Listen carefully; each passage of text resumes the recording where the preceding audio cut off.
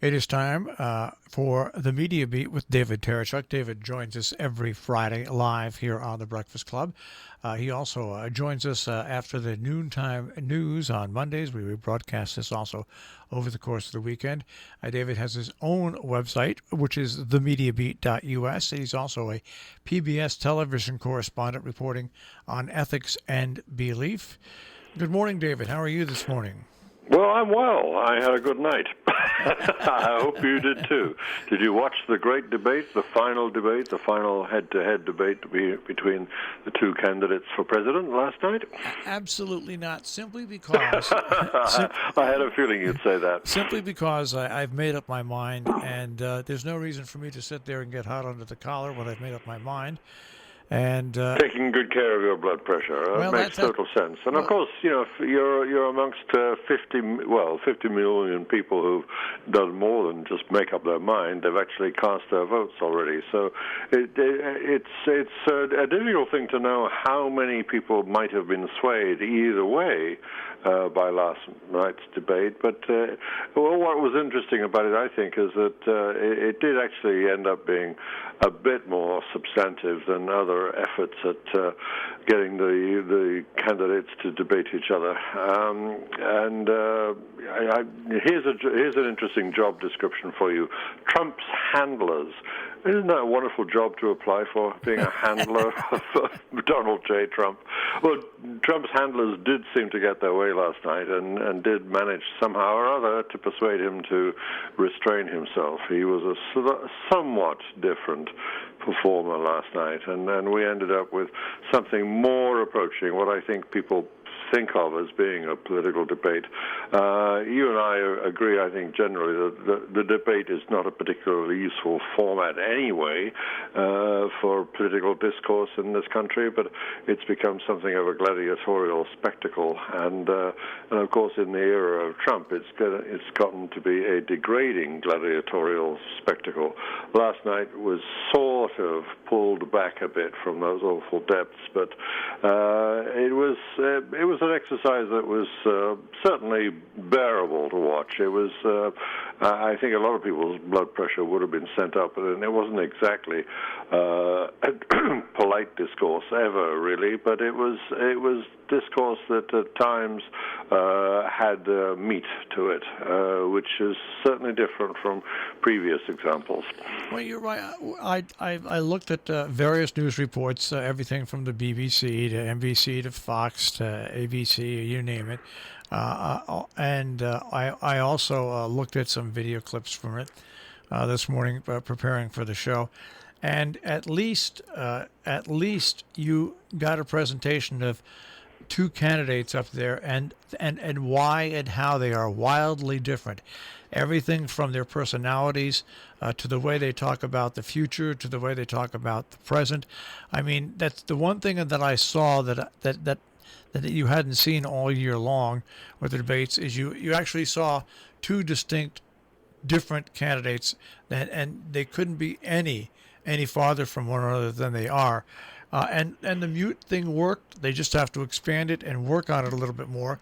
And just, people tend to lose the fact that a debate is not meant to get personal. When I was in debate club, you had to study the facts, you had to write down the facts, you had to put together your case, you had to present it, and it had nothing to do with personality. It had to do with facts and with actual proposals. You got a little of that last night, but still, because it's a big media event, it's not really that heavy on facts and proposals for the future. Except my take on it was that certainly one major thing had happened, where the implementation of the notion that a mute button could be used. It was only used in candidates' opening statements to a particular new topic being introduced. The rest of the time there were interruptions back and forth all the time, unmuted. But having the ground rule placed there seemed to make a difference, and and it enabled, I believe, Kirsten Welker, who did overall a pretty good job, I thought, more than a pretty good job, in fact. She was at times very crisp and very much in control in a way that put, the veteran Chris Wallace in the first disastrous debate to shame somewhat. But given the mute button as a basis for parts, at least, 2-minute sections, I guess 12 2-minute sections of the thing, 6 topics, 2 candidates. There were 12 opportunities for candidates to speak totally uninterrupted by the other because the other is muted. That established a kind of basic ground rule which enabled Kirsten Welker to be as brisk as she was, and boy, was she brisk sometimes with the candidates, moving them on. She was a little lazy in just saying every now and again, just your reaction, Mr. President, to something Biden had said, and your reaction, Mr. Vice President, to something Trump had said. One of the laziest forms of question asking on TV, I think. But she was nonetheless able to often just sum things up very briskly, say to one or the other, just answer this in 10 seconds and we'll move on, which is pretty good candidate wrangling, or her cat herding, or whatever is the appropriate label for what has to be done in these, as I say, totally artificial forums that pass for so-called political debate now. And and I guess another reason I don't watch is because after the debate is over, there's the who won circle of questions, and the game analysis. Yeah. Yeah, and I think more of an analysis of who won should be who presented their thoughts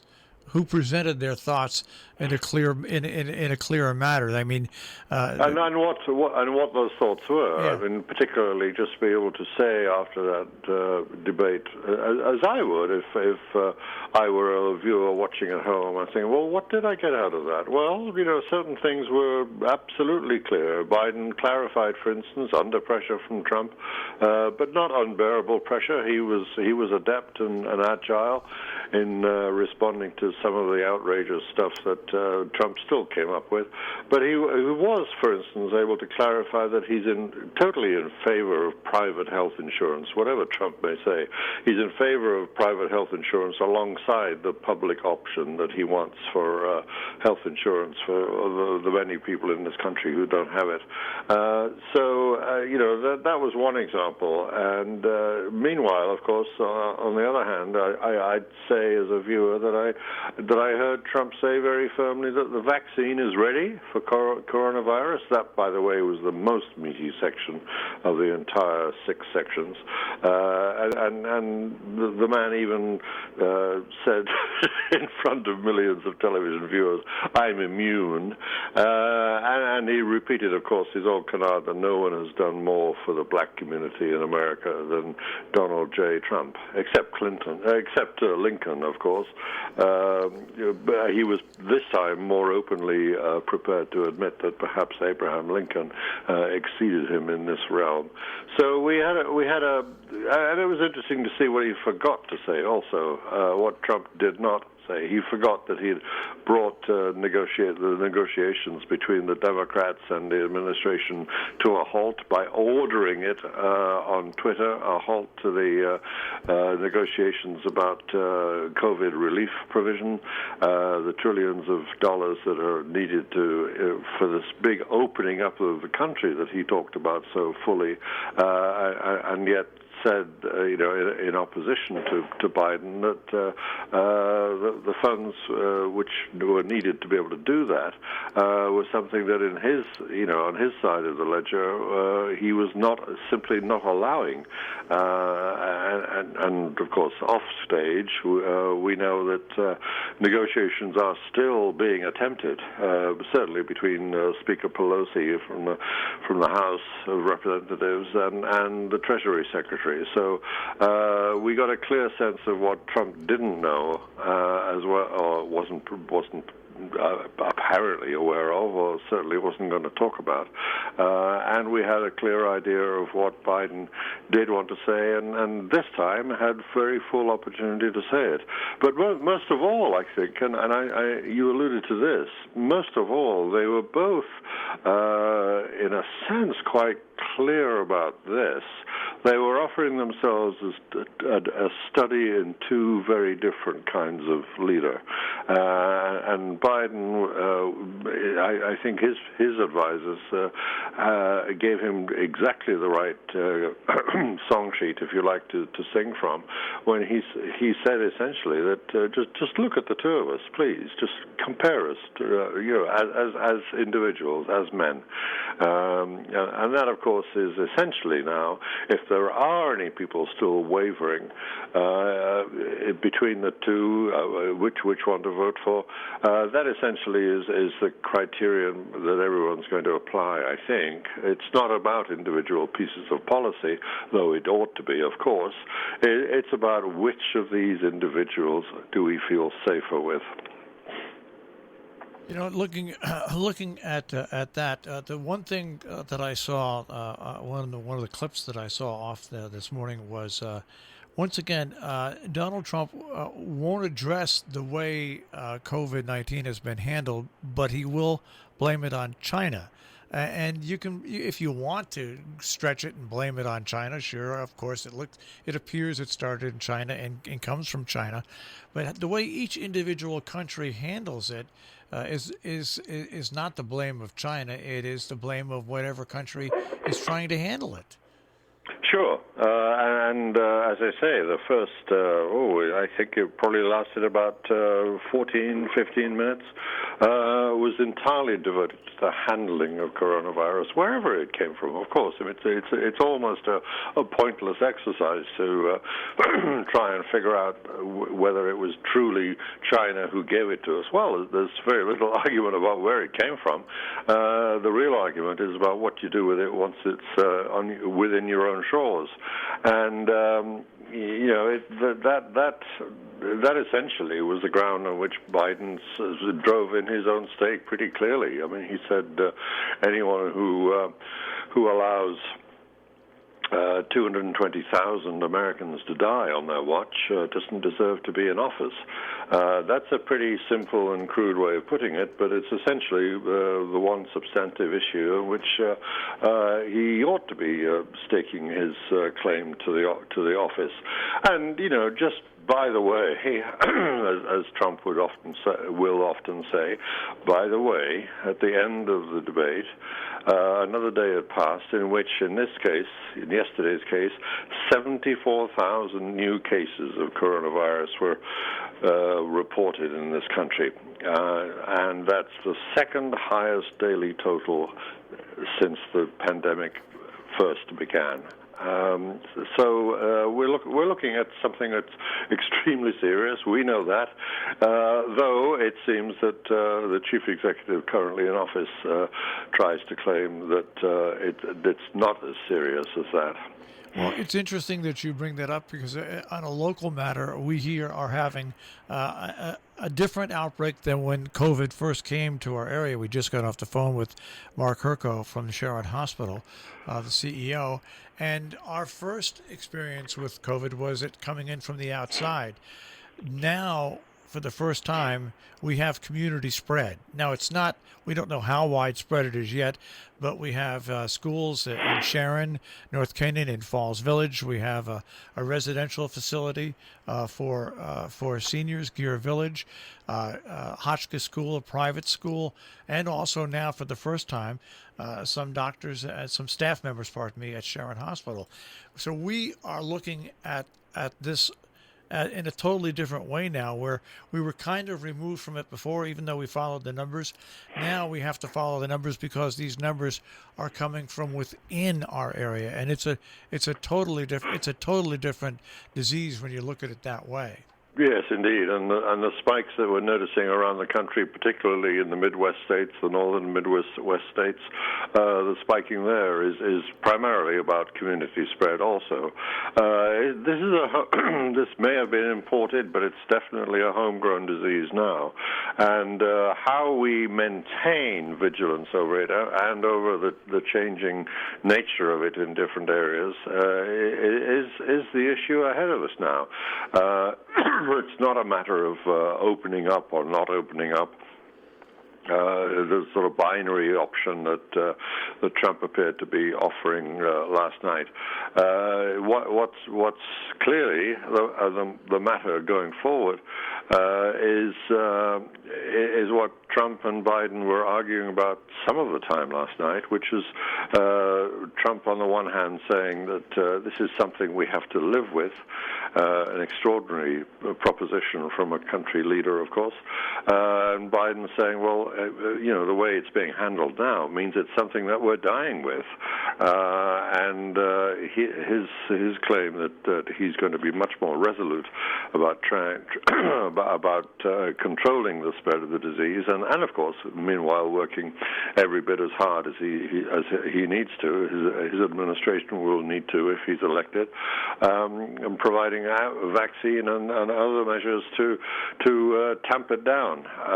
But providing this kind of choice is essentially what this election is about. I mean, there were other issues that came up too. It was heartening in a way, or at least it was at last somewhat satisfying to see that immigration got a full and substantial. The only time it was tackled head on as a stated topic for the debate in amongst last night's 6 topics. And so that was important to see, and to see that it revealed some interesting new thinking, or at least not so much new, but newly open proposition from Biden that he's not going to necessarily be the same guy that he was when he was vice president. He says, I was vice president then, now I'm going to be president, and I'll take a different line on deportations, for instance. But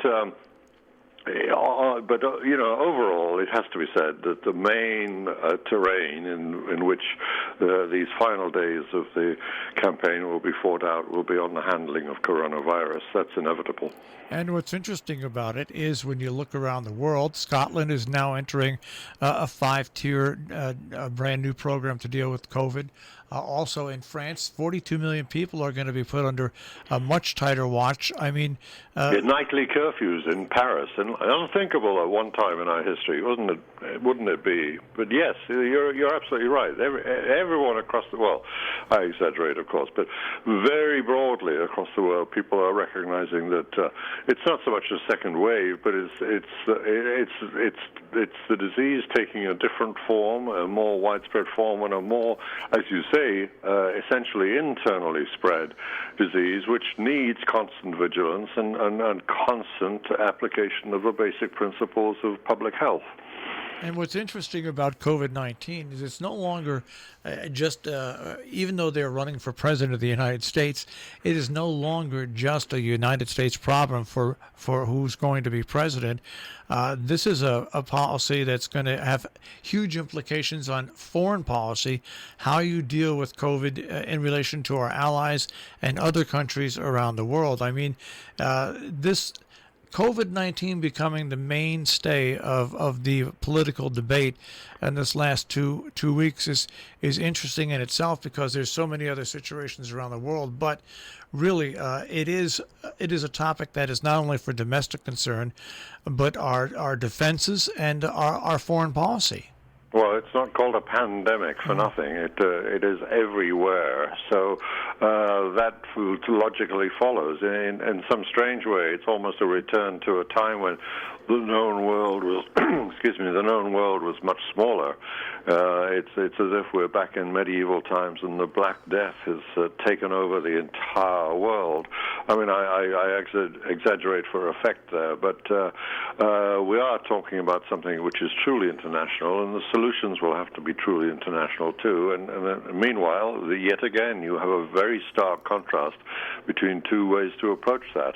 An internationally minded Joe Biden, who talks about multilateral efforts and collaboration and cooperation between nations, and Trump, who is still, even in a case which is so obviously international and multifaceted and globalized, still talks about putting America first.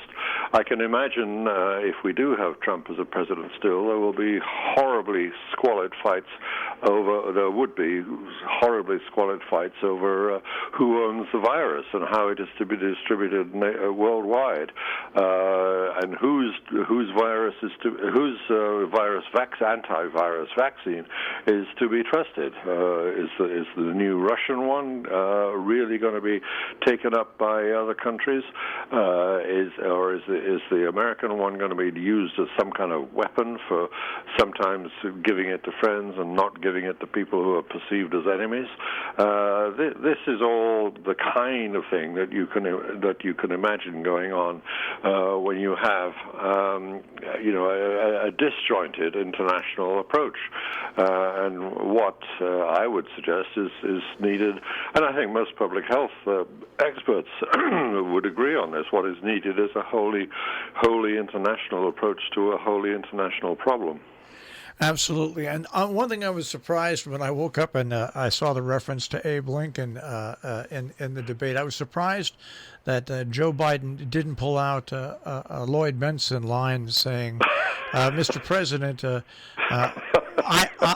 I knew. We all know Abe Lincoln, and you are no Abe Lincoln. But he could have made fun of the age factor by saying. Yes, that's a line that the Biden team didn't offer their leader to try on, but it could have been effective. Well, it was like when Ronald Reagan made his age, turned it from a deficit to a positive. He could have said, speaking about our age, Mr. Trump, I knew Abe Lincoln and you're no Abe Lincoln. It would have added a lighthearted reference. And I'm not going to take advantage of your inexperience. Yeah. That's right. Well, so that's the characterization on Trump's side. I mean, he was careful to characterize himself differently from Biden too. I didn't say whether Biden was, very open about saying, "Hey, look at the character of these two people in front of you. There's me and there's him." Trump was going back to some basics that he used in 2016 as well, saying that he's a newcomer, he's an outsider, although he's been in office now for almost 4 years. But he's saying that that's nothing compared with a man who has been on the political scene for 47 years and not gotten the things done that he's claiming now he will get done. That's all fair in politics and war, of course. That's a reasonable accusation to make, and people can, weigh up that statement for themselves and see what it's worth. Well, with COVID-19 and foreign policy, we just never got a chance to see what both people think about what's going on in Nigeria. Also, Libya signing their ceasefire deal. I mean, there's a lot going on in the world that the U.S. president, if we get re-involved in the world, is going to have to deal with. Yeah. By the way, I think it's time that we brought back our feature of the fanfare.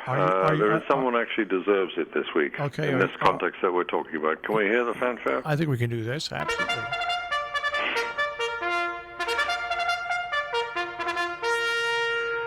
Yes, let's hear it for Kirsten Welker, the NBC White House correspondent and Weekend Today anchor, who moderated last night's debate. I'm not going to say she was perfect, far from it. There were things about her approach that I didn't care for and could have been more professional. I didn't like, for instance, the way that she so obviously looked down at her notes for a long time, reading very nicely constructed questions, but they were obviously so written, and it felt a little stagey. But the point is that she was a good herder of the political cats on stage. She was a brisk motivator of both parties to keep moving and not get involved in the horrible spats that so disfigured the first presidential debate.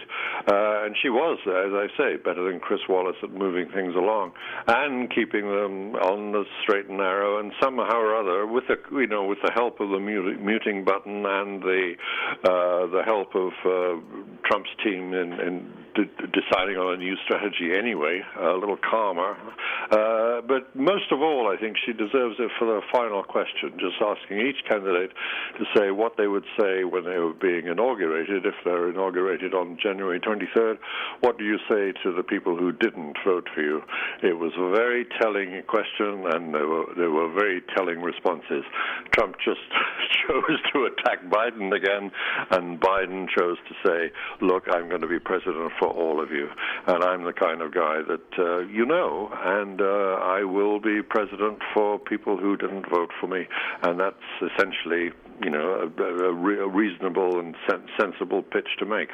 And one thing I'll just say, and to wrap up our talk about the debate, is you can never judge the effect of mayhem on people, but when you get two candidates up there that are so totally different from the way they present themselves, to their mannerisms, to the way they talk, it really was a very revealing, from the clips I saw, very revealing for both men.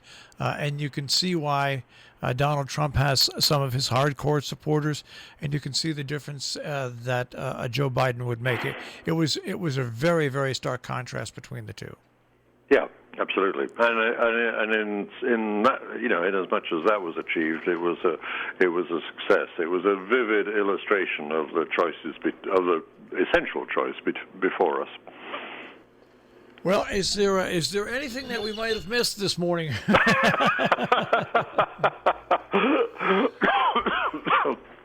I have a cough, but I don't think I have a virus. I just want to put a bit in for saying that I'm still healthy, and I'm going to hold out until the end of this election campaign. Well, David, it's always great to talk to you. It's always great to get your input and your view on exactly what's going on, not in the world, but also the way the media covers it. And I guess we'll wait and see what happens next week when we once again gather on a Friday morning.